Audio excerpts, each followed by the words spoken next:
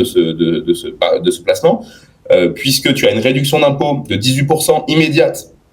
Donc 18% du montant investi, tu l'obtiens en réduction d'impôt.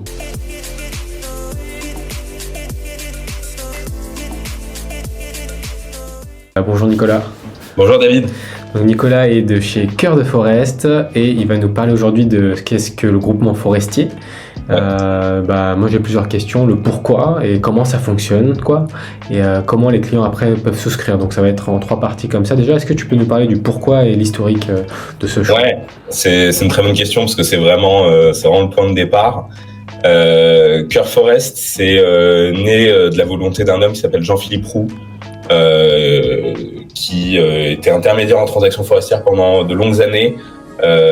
Il en avait marre de voir les plus belles forêts de France partir chez des institutionnels dans des bilans comptables, et les gens le rappelaient 3 ans après pour lui demander où était la forêt qu'ils avaient achetée 3 ans auparavant. Et il a eu envie de pouvoir créer un fonds dans lequel on protège les forêts et on les partage avec nos investisseurs. Donc c'est ça la raison de la création de Cœur Forest. C'est 1, la protection, et 2, le partage. Donc pour ça, en fait, c'est né de la rencontre de Jean-Philippe Roux avec la société de gestion Sogénial Immobilier, qui existe depuis plus de 40 ans et qui est un acteur de référence dans la gestion immobilière.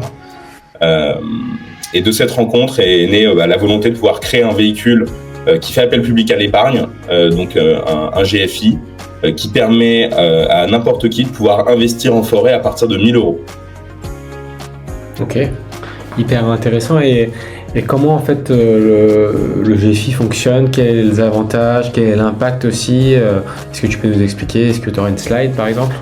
Ouais, alors si tu me laisses une petite seconde, la slide va apparaître. Ouais, super. Hop. Ah parfait, on la voit. Super. Donc le fonctionnement d'un GFI, c'est assez simple. C'est une société civile dans laquelle tes clients ont la possibilité d'investir, donc de prendre des parts. Ils deviennent associés en fait de cette société qui s'appelle Cœur Forest. Nous, on va s'occuper de pouvoir acheter, sélectionner, de faire la sélection, l'acquisition et la gestion d'actifs forestiers pour le compte des investisseurs. Donc en fait, quand tu investis dans un GFI, tu investis dans un portefeuille de forêts diversifié partout en France nous concernant, avec également des diversifications selon les essences forestières, les niveaux de maturité, évidemment les stations forestières, donc les lieux géographiques très différents sur le territoire français. Donc en fait, tu investis dans un portefeuille de forêts diversifiées qui vont être gérés sur le long terme et durablement pour le compte des investisseurs. Et donc la gestion forestière va pouvoir générer des revenus qui seront servis sous forme de dividendes aux investisseurs. Et puis également, la performance va se faire sur la revalorisation des parts que tes clients ont pris, parce que dans le temps, on va pouvoir chaque année, en fait, il y a un expert évaluateur indépendant qui va revaloriser le patrimoine forestier du GFI Cœur Forest, et donc en conséquence, on va pouvoir augmenter le prix des parts des investisseurs, et donc leur investissement va prendre en valeur et se capitaliser dans le temps. En plus, avec le temps, il y a une tendance quand même qui est assez forte, c'est que le prix de l'hectare augmente dans le forêt français, Exactement, en fait, si tu le vois sur le graphique qui est au centre ici, depuis 2005, l'hectare de forêt en France, le prix moyen de l'hectare, il a augmenté de 3% par an, de façon assez linéaire, sans connaître vraiment de crise.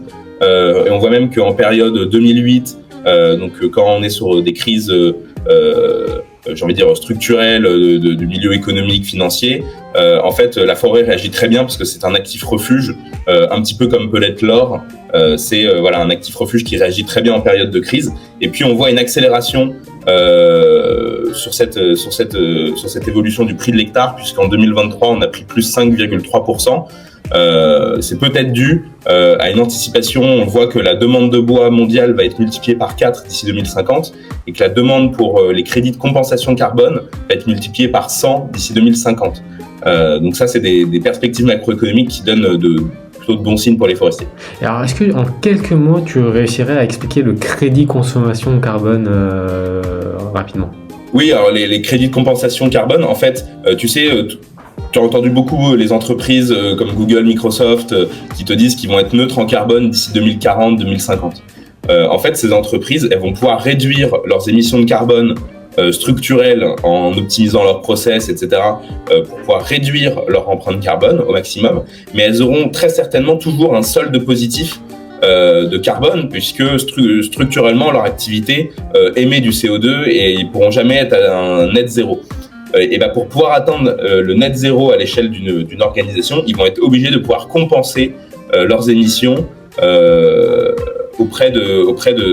en fait, en investissant dans des projets qui séquestrent du carbone. Et la forêt, c'est le deuxième puits de carbone mondial derrière les océans, et c'est le seul sur lequel on a un véritable levier, parce que les océans, on ne sait pas vraiment comment faire du carbone supplémentaire. Par contre, la forêt, on sait comment on peut séquestrer plus de carbone, par exemple en plantant une nouvelle forêt sur une terre non boisée, ou en améliorant la qualité de certaines forêts, on peut augmenter le stock de carbone.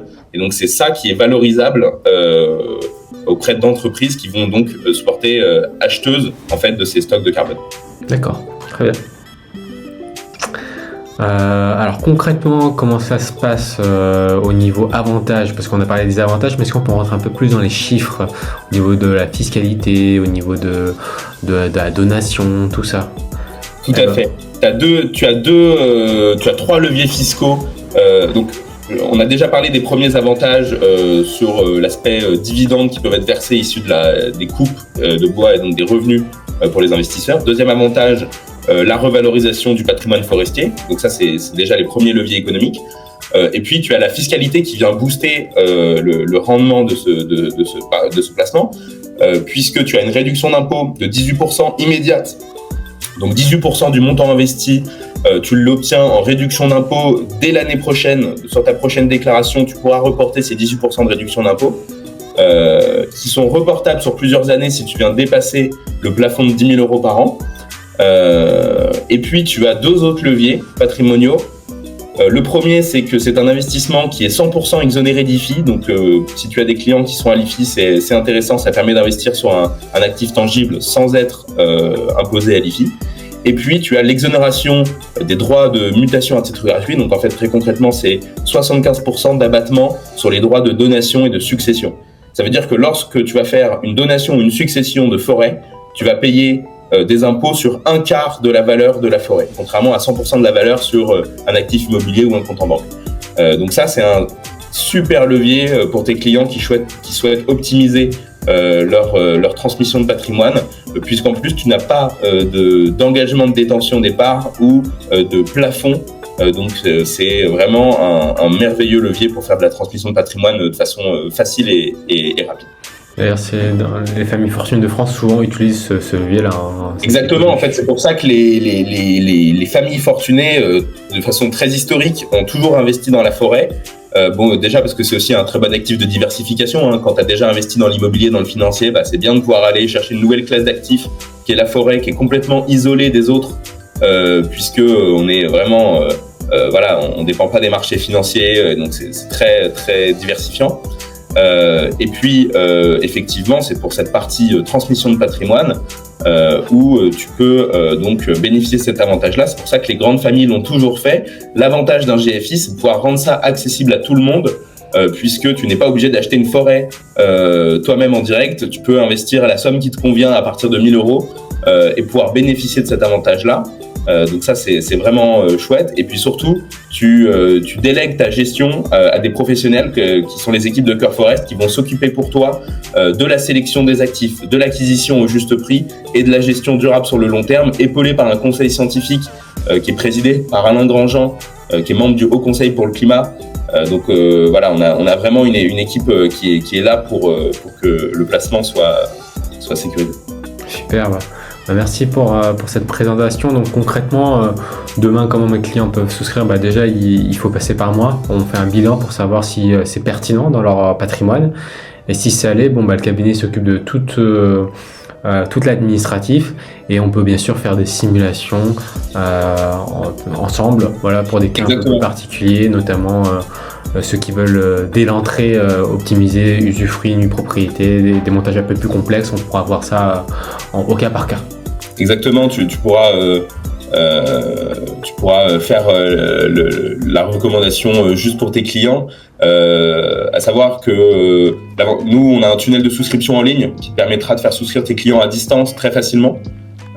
Et donc c'est vraiment un investissement clé en main parce que toi tu vas t'occuper de toute la partie administrative et derrière toute la partie forestière, c'est nous qui nous en occupons. Donc c'est très simple en fait pour tes clients de pouvoir, c'est un merveilleux moyen d'investir très simplement en forêt. Voilà. Et la seule action qu'ils auront à faire par an, c'est la déclaration fiscale, quoi. Exactement, mais sur laquelle on va conjointement, nous les équipes de Cœur Forest et toi peut-être les aider. Puisque nous, on va leur transmettre chaque année le relevé fiscal avec les cases et les montants exactement qu'il faudra reporter dans leur déclaration. Donc, c'est très simple, en fait, derrière de pouvoir faire sa déclaration. On leur donne les outils qu'il faut pour que ce soit simple. Merci Nicolas pour cette présentation. Merci David pour ton accueil.